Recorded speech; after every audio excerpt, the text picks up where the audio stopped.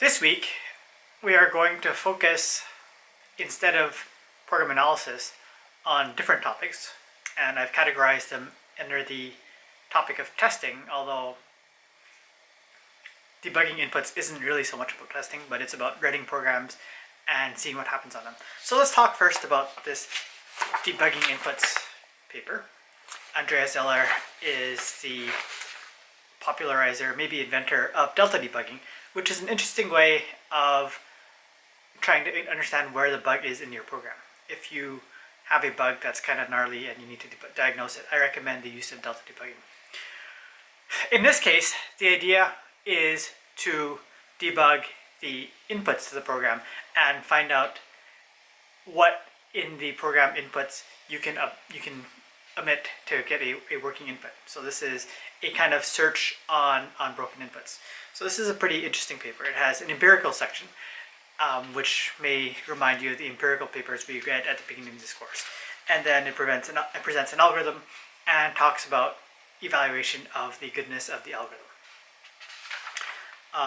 There's also relationships to programming languages, in that it talks about parsing and AST generation and how the algorithm can be improved by the presence of a grammar. Okay, let's talk a bit about the second paper, about learning assert statements for test cases. This paper is really quite different from the other papers that we've talked about in this course, and it really is an application of AI, which is of course really hot these days. So what we have here is definitely an application to a programming languages or software engineering problem. And the problem here is to be able to generate assert statements for test cases. And so I think they really circumscribe the problem a lot and find the easiest possible situation where you could possibly have this kind of technique working, and then of course it's future work to make it work in more realistic situations. So we'll investigate that. We'll also talk about the results. And so they said, in almost 50% of the cases, the top 5 suggestions they have were the actual statement. It uses some PL techniques, I guess, in the sense that it does like parsing the same way the other paper does parsing.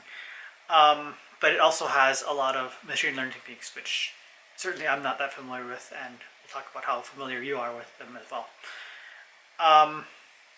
We should also talk about the evaluation, and so they certainly scraped a bunch of projects from GitHub, and then they did some manual work to make it work, their technique work on their benchmark programs.